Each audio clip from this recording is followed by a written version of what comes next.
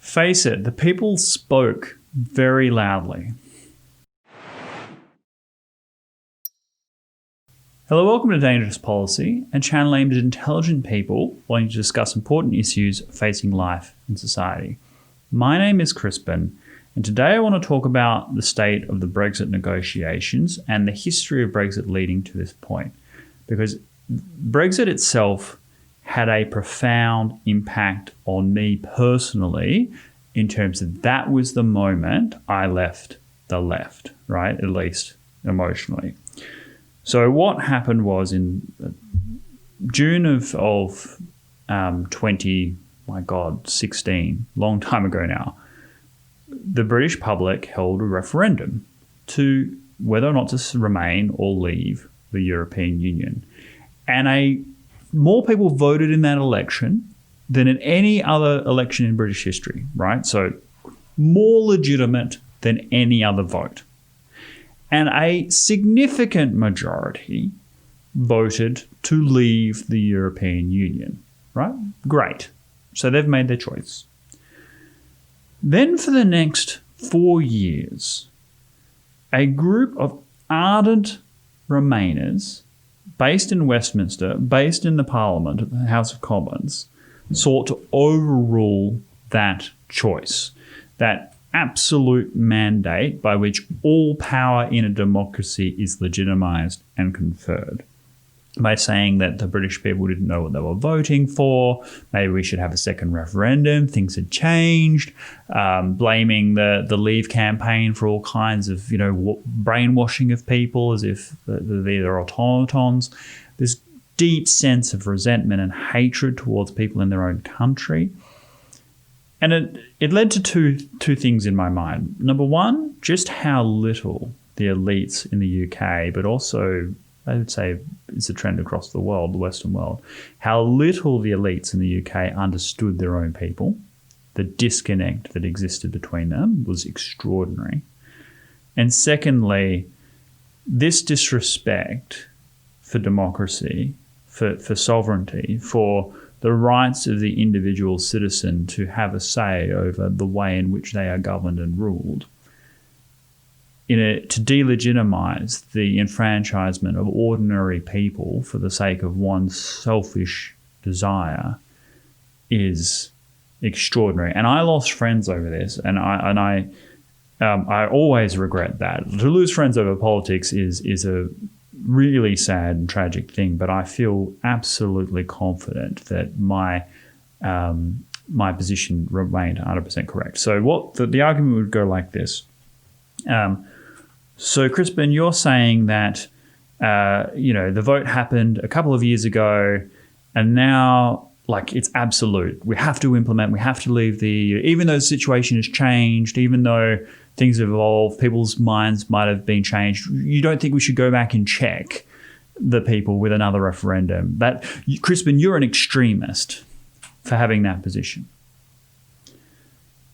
And no, I'm not an extremist. I was just respecting the vote, right? If you are voting for a new government, that government doesn't stay there for another 3 years to say, well, people's minds might have changed since then. Let's not actually leave power. Let's hold on to power and we'll have another vote in a few years' time and we'll confirm that. And we may or may not decide that after that vote, maybe it'll be best out of 3.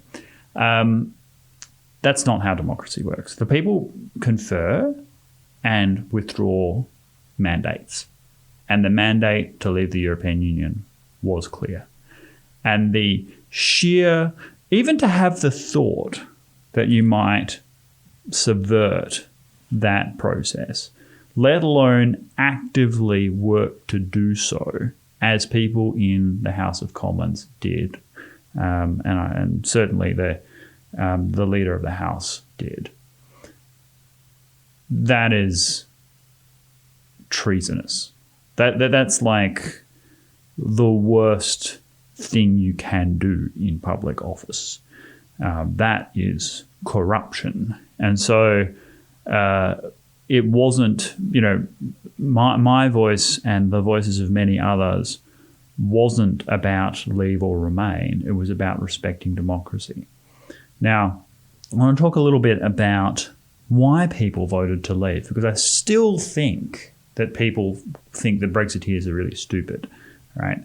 And you could divide them into three categories. You've got the kind of classic Tory, led by people like Jacob Rees-Mogg, who is your archetypal. I love his family, but he's an archetypal kind of 17th century British aristocrat, and these people just think that the British Empire do things better, right? That if you look at all of the former colonies of all the former powers, the former colonial powers, the ex-British colonies are all doing the best. Whether it's Australia, whether it's Singapore, whether it's any of these other countries versus, say, those colonized by Spain, for example, many of which are now you can generously call developing nations. So they have faith in British institutions, British ways of doing things, British Enlightenment principles, and the belief that that Britain on its own should be confident as the fifth largest economy in the world. A second Brexit constituency are those that are primarily concerned about culture and crime. So they see that the free movement of peoples, the expansion of the EU, has allowed people to move from poorer parts of Europe to obviously the wealthier parts in a way that competes with local wages and drives down incomes, right? So you suddenly flood the supply of your country with cheap labour. That is going to put downward pressure on the wages of existing workers, and that's just supply and demand at work. So they see that as being a massive problem. They see that the lack of ability to control one's borders means that migrations from Syria and Morocco and places like that invariably lead to large numbers of people settling in the United Kingdom without control of the UK government, and the perceived crime that results from it, the massive knife crime in London, and the fact that London itself is no longer a English majority city. So you've got the capital of the United Kingdom, massive metropolis, is not even an English city anymore. So these cultural changes, however you perceive them, it's certainly not something that the British people were ever asked whether they wanted or not. And so they were reacting to that enforced change. And then thirdly, there is simply the way people are governed. And I would put this to the majority of people in the UK. So I'll give you an example to illustrate this point. Let's say you're in the west of England and you have a fishing boat, right? And you're concerned about the amount of fishing that's taking place from Netherlands trawlers in your area that's sucking up all your fish stocks. Well, if in a traditional democracy, you go to your local member and say, look, these regulations are unfair. They're prejudicing against local producers. And I want to expand. I want to employ people, but these regulations make it impossible. So the local member, who that person voted for, says, yes, I see all of your points are valid. I'm going to take up your cause and go to Westminster and have this change, right? That's how democracy works. Whereas because of the European Union, what invariably happened was they would go to the local member would throw up their hands and say, look, I'd love to help you, but I can't because these are laws that are written in Brussels and you don't have a local member for that. You have you have a member of the European Parliament. So the connection between that individual and the rules that govern their lives became impossibly stretched. And then you had the reaction to those that wanted to convert the European Union, that still want to convert the European Union into a supranational state, to basically end the nation state as the primary vessel of supreme governance, right? And that is an exercise that some people believe in, but again, the British people were never asked. And when you have countries that have treaties introduced, like the Lisbon Treaty, where it was forced over the wishes of the Portuguese, and these treaties that are forced over the wishes of the Irish, you go, well, okay, this is being implemented despite the will of the public. So the British vote to withdraw from the European Union was the first time a general populace rose up against these European elites in a way that was effective. And then for the next several years, the elites themselves tried to crush what they saw as a populist uprising. So full credit to the British people for sticking that out. And that only led to the crushing victory by Boris Johnson. I mean, Boris Johnson came along with a sense of moral clarity and said, this is going to happen. This is what the people voted for. We are going to leave. And unsurprisingly, Jeremy Corbyn's Labour Party were on the brink of annihilation. Now, the disease has obviously shaken some of Boris Johnson's influence, in part because he was infected himself and has had a very troubling recovery, and in the sense that he had kind of lost control over certain aspects of the civic society, such as with the Black Lives Matter protesters, the defacement of Winston Churchill statues and things like that. So he's only starting to reassert control over things now. But in terms of the Brexit negotiations, even now, the European Union are trying their utmost to make it as painful and difficult for Britain to leave as physically possible. Now, on one level, there's a rationality to that because they don't want others to get the same idea. But also, it's impractical. Like if you turn Britain into an adversary, then you're just going to give Boris Johnson more and more power because the British public will align behind their leader. Now, this kind of Brexit thing has played out in a different way within the UK. So I just want to make a reference to the BBC. So the BBC is the British Broadcasting Corporation is the what's supposed to showcase Britain to the world. It's the Britain's greatest tool for international cultural influence, if you like, because people have historically trusted the BBC as an impartial and high integrity form of journalism that you can tune into wherever you are in the world and get a sense of balanced reporting. Well, that has certainly changed dramatically in recent years as the BBC fully aligned itself with the Remainer camp. Like, it was so obvious that for the 3 years where they were trying to subvert the vote, the BBC was highly sympathetic to the elites in Westminster and against the British public. And they haven't gotten over this, right? So in every sense, they release these shows that basically say that the British history is one of shame and oppression of others, even though Britain was the first country in the world to abolish slavery, and at the cost of hundreds of thousands of British lives, they crushed the global slave trade worldwide, which is why we don't have slavery today, even though slavery existed in every society of all human history for thousands of years before that. Thank you, Britain. That even though Britain invented the vaccine, which has saved more lives than all other forms of saving life put together many times over, and the British Enlightenment principles that gave us a scientific method. So, and that's just not even mention Isaac Newton and Shakespeare and any of the other things that I could go on about. So Britain's contribution to the world, or the Industrial Revolution, has been immense. But Britain's BBC corporation puts out these shows, which I'll leave a link in the description, about like horrible histories, which basically say that Britain was a terrible thing in all ways. No, a reasonable reading of history would always be there are pros and cons, and it's where you orient yourself. Do you love your country and see that it has problems that you need to overcome? Or do you just want everybody to hate everything about it? You know, do you want what's best for it? And the BBC doesn't seem to. But the most recent and egregious case of them trying to refight this Remainer fight was this year. You have the last night of the Proms. It's a classical music extravaganza, and it is the most culturally significant event of the British calendar. So in the UK, I think it's like a 7 to 9 week event, and then the last night of the Proms is this incredible performance of patriotic classical music, things with songs, the Rule Britannia and Land of Hope and Glory.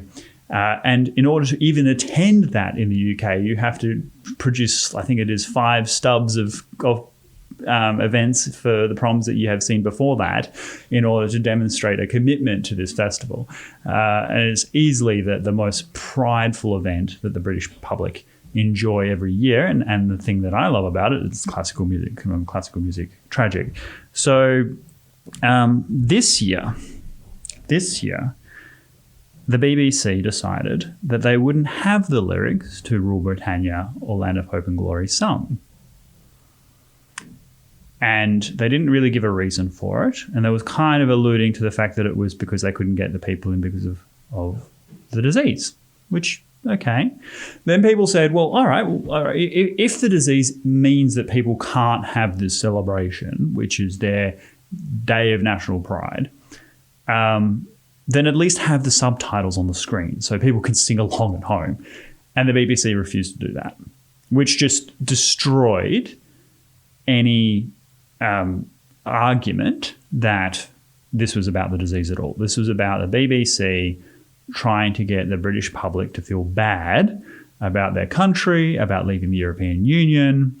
And when they were pressed on it, the Finnish, they have this, they bring in the best conductors from around the world to lead the concerts. And this year they have a young up-and-coming Finnish conductor. And they basically blamed her. They said, oh, it was her idea to not have the lyrics this time round. To which she had to come out publicly and say that was crap. So the BBC executives throw her under the bus, and the conductor herself comes out and says, no, I never wanted the lyrics not to be sung. I wanted to have a traditional performance. I was told we wouldn't have one this year, and I wasn't given a reason. So then they equivocated. And then eventually, because of a mass uprising of the British public, overwhelming public opinion against the BBC have about face, without explanation, said, yes, the lyrics will be sung this year, without even explaining what the motivations were for either decision. Now, one of the most cutting lines of argument on this, which I'll finish on, is that in the UK, they have what's called a license fee for the BBC. You must pay it, right? So in Australia, we have a public broadcaster, the Australian Broadcasting Corporation, where it's part of consolidated revenue. You basically pay it out of your taxes, right? Whereas in the BBC, they have a special fee. And if you don't pay it, you can go to prison. It's not even a normal fee. It's like a criminal prosecution, right? It's not like not paying a gas bill. If you don't pay the BBC license fee, you go to the Tower of London, right? And the BBC were saying, well, we think the lyrics to these songs are anachronistic because they talk about the British Empire and blah, blah, blah. To which the British public quite dryly said, yes, we are against anachronistic things too, like royal tithes that force the BBC license fee. So if you want to become a subscription service where it's all voluntary and you have to compete with other commercial operators, then by all means, you can do whatever you like. But otherwise, you'll do what the British people tell you to do.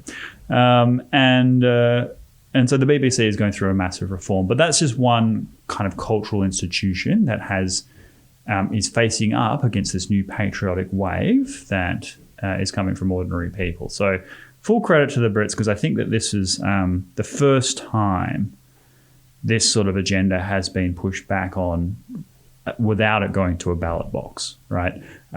This is I think, a cultural shift where people can have a bit of pride in their country without being blinded by it. Like, of course, there are things that people have to be ashamed of. But that doesn't, the good doesn't take away from the bad doesn't take away from the good. I hope that the Brits continue to hold their ground on the Brexit negotiations. What they're asking for is eminently reasonable, what any country would ask for, including a country like Australia. That's all they basically want to be. We are definitely someone that I think the Brits should emulate for many reasons.